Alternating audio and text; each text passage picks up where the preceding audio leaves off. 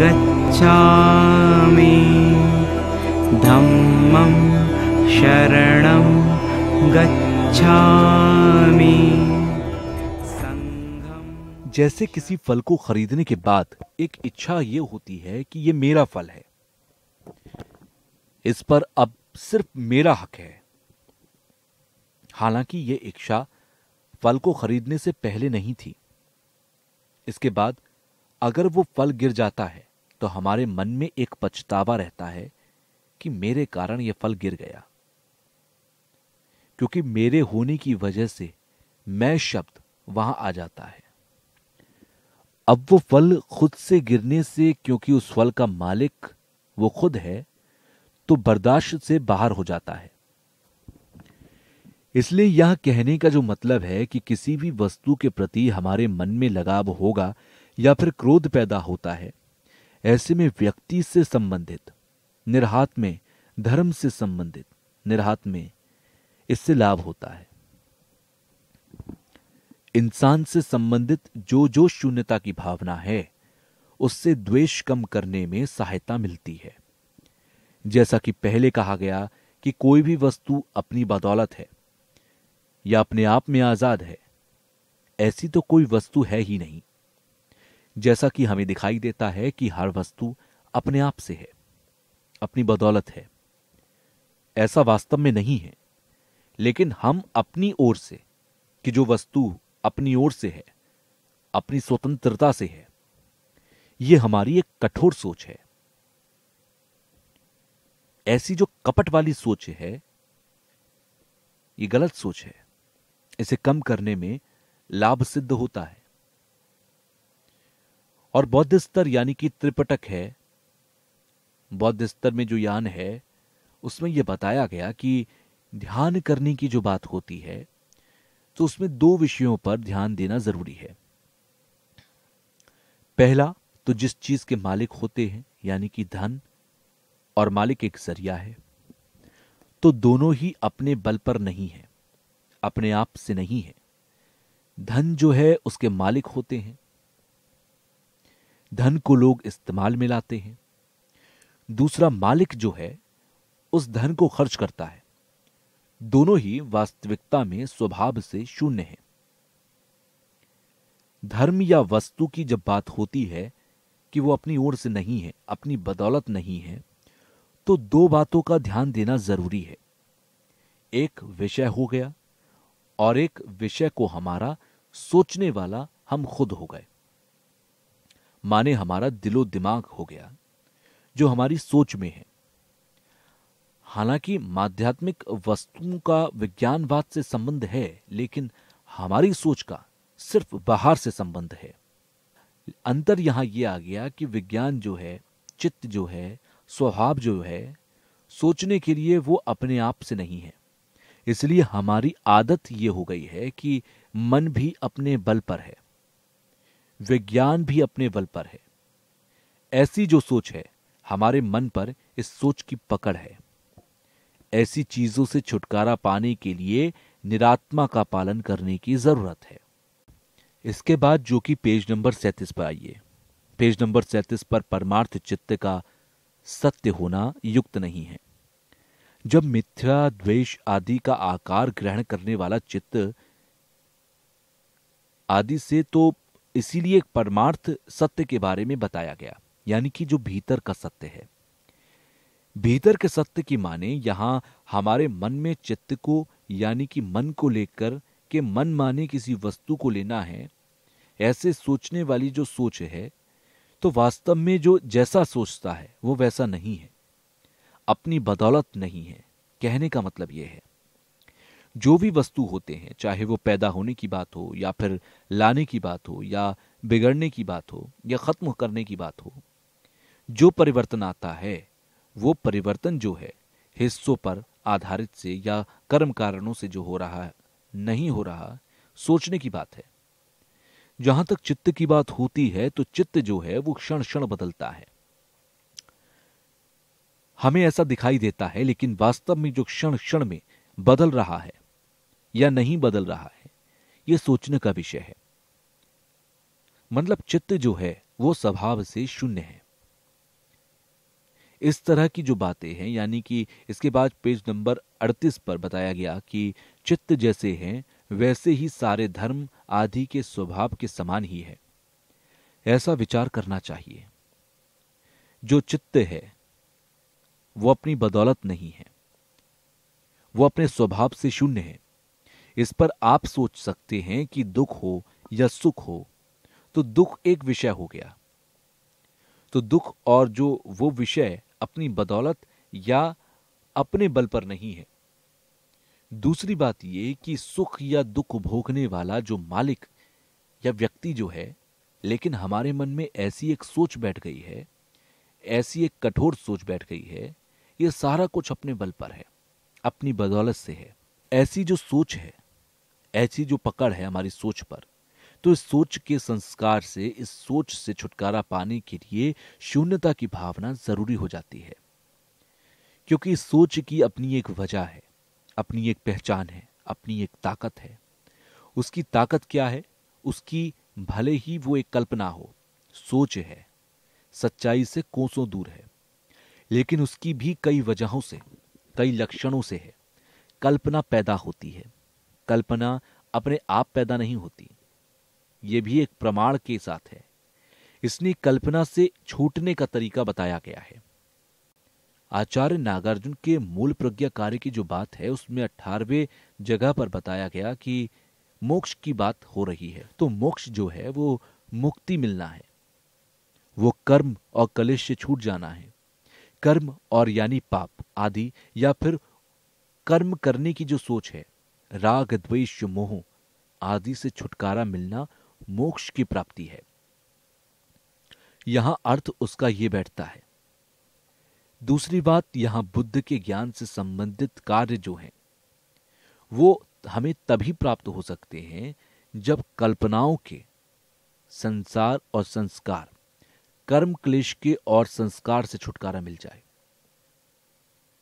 तब जाकर बुद्ध के ज्ञान की प्राप्ति संभव है। और दूसरी बात, नागार्जुन ने यह कहा कि कैसे अपनाना चाहिए। इसके विषय में विस्तार से जो बताया गया कि कर्म जो है वो कल्पनाओं से कलेश के साथ रखे गए हैं, उसके बाद कल्पनाओं के साथ रखे गए हैं। तो इसलिए संसार में जो कि कर्म और क्लेशों के पापों, राग द्वेष और मोह के बीज डाले जाते हैं, और फिर अज्ञानता एक मायने में पैदा होना, यानी कि जब तक हम अज्ञानता के कारण कर्म कर रहे होते हैं, इतने सारे क्लेश अपना रहे होते हैं, इसी कारण हम संसार में जन्म पर जन्म लेते चले जा रहे हैं। इसी कारण जो कर्म और क्लेश हो रहा है वो कल्पनाओं से हो रहा होता है। जो कल्पना है वो भी एक छोटी मोटी चीज नहीं है। कल्पनाओं की भी अपनी वजह होती है, अपने हिसाब से कल्पना भी प्रामाणिक होती है, लेकिन वास्तव में जो कि ऐसा नहीं है। तो इसलिए दर्शन और सिद्धांत की जो निरात्मा की सोच विचार है, ये सोच विचार करना और ध्यान करना अध्ययन करने का अर्थ निकलता है। तो इसलिए मेरे एक दफा 84 साल के वैज्ञानिक से एक मुलाकात हुई थी। उन्होंने बताया कि वो बहुत प्रसिद्ध मनोवैज्ञानिक हैं। तो चित्त के विषय पर उन्होंने बताया कि 90% जैसे जहां तक क्रोध पैदा होते हैं, तो क्रोध पैदा होने की 90% वजह जो है वो कल्पना है। ज्यादा सोचने के कारण और सही ना सोचने के कारण, कल्पनाओं के कारण, जिसके कारण गुस्सा आ रहा होता है। किसी भी तरीके का गुस्सा हो, वो 90% कल्पनाओं की वजह से ही होता है। तो उनका अध्ययन और उनके शोध के परिणाम जो हैं, उनका दृष्टिकोण और विचारधारा जो है वो नागार्जुन के बताए गए सिद्धांतों से मिलता जुलता है। इसलिए नागार्जुन ने भी यहां कहा कि कल्पनाओं के कारण हमारा मन यहां वहां भटक जाता है, मन फैल जाते हैं। कल्पनाओं के कारण मन का एक फैलाव, जहां तक उस फैलाव के बारे में बात करें तो उसमें कई तरह के जो मन की कल्पनाओं के कारण से, कल्पनाओं से जो सोच उठ रही होती है, तो वो सोच भी कई किस्म की होती है। जैसे कि उसमें छुटकारा पाने के विषय पर, या फिर जो वस्तु है उस पर, या फिर जो हमारी सोच है उस पर। दो तरह की सोच रखते हैं, शक और संदेह में। या फिर अंदाजे के तौर पर रखे जाते हैं। इसलिए जहां तक शून्यता की बात होती है तो जाने कि किस लिए शून्य है, और फिर उससे छुटकारा पाने के लिए शून्य का अर्थ यहां पर जैसे कि छूटना। यहां पर नागार्जुन के श्लोक में शून्यता पर और शून्यता से, तो इस तरह से आप एक अर्थ अध्ययन तक समझ सकते हैं। तो इसलिए यहां वास्तव में शून्यता से या शून्यता पर, ये दोनों अर्थ आपको स्वयं निकालना है। तो शून्यता से या शून्यता पर अपनी जानकारी के आधार पर अर्थ निकालें। तो जानने के लिए चित्त का स्वभाव क्या है, चित्त के स्वभाव से एक तरफ से जानकार होना मोक्ष की प्राप्ति हो सकती है। इसलिए कोई भी वस्तु, कोई भी विषय के वो अपने स्वभाव से कैसा है अगर देखा जाए, काट छाट करके देखा जाए, और ये देखना है कि ये वस्तु अपने स्वभाव से है या नहीं है, तो स्वभाव से कोई वस्तु जो भी विषय है वो स्वभाव से है या नहीं, काट छाट करने से, ध्यान करने से शुरुआत में परिणाम के तौर पर, परिणाम द्वेष, लालच, लगाव, गुस्सा अपने आप कम हो जाता है और शांत होने लगता है हमारा चित्त, हमारा मन। तरीके के तौर पर भी गलत जो सोच होती है, गलत दृष्टिकोण 4 किस्म के होते हैं। जैसे नाश होने वाली चीजों को उस तरह से ना देखना और यह सोचना कि वो हमेशा बना रहता है। नित्य की बात जो होती है, या फिर जो गंदगी को गंदगी के तौर पर ना देखना, साफ सुथरे में देखना। तो 4 किस्म की ये बातें बताई गई। यहां पर इस वक्त निरात्मा की बात हो रही है, इसलिए निरात्मा के बारे में खासकर प्रमाण के सत्य के बारे में बात हो रही है, जो कि भीतरी सत्य बुनियादी तौर पर क्या है। तो इसलिए सत्य की पहचान के लिए सत्य की खोज कर रहे हैं। मूल सत्य की खोज के लिए यह जरूरी है कि किसी विषय को लेकर सत्य की खोज करें। बिना किसी विषय को लेकर सत्य की खोज नहीं होती। उसमें भी विषय रूप होना चाहिए, तो रूप को लेकर खोज हो सकती है। यानी रूप को लेकर हमारे मन में कैसी कल्पनाएं आती हैं, उसको लेकर हम अध्ययन या शोध कर सकते हैं। क्योंकि रूप के बारे में हम जिस तरह से सोचते हैं, रूप के बारे में वास्तव में वैसा नहीं है। तो इसीलिए भीतर और बाहर की जो वस्तु है, धर्म है, तो भीतर के धर्म यानी कि सुख दुख आदि, और बाहर के धर्म आदि जैसे रूप हो गया, आवाज हो गई, इस तरह के और भी हैं। ये भीतर और बाहर की वस्तुएं हैं। इसको विषय बनाकर अध्ययन या शोध करना चाहिए। तो इसीलिए जैसे कि प्रज्ञा पारमिता की जो ग्रंथ हैं, सूत्र हैं, उसमें कहा गया कि जैसे धातु हो, आयतन आदि, तो ये जिससे कि मूल क्या होना चाहिए, यानी आधारशिला क्या होनी चाहिए, रूप आदि, या फिर हमारी आंख जिसका भी जीवन से संबंध है।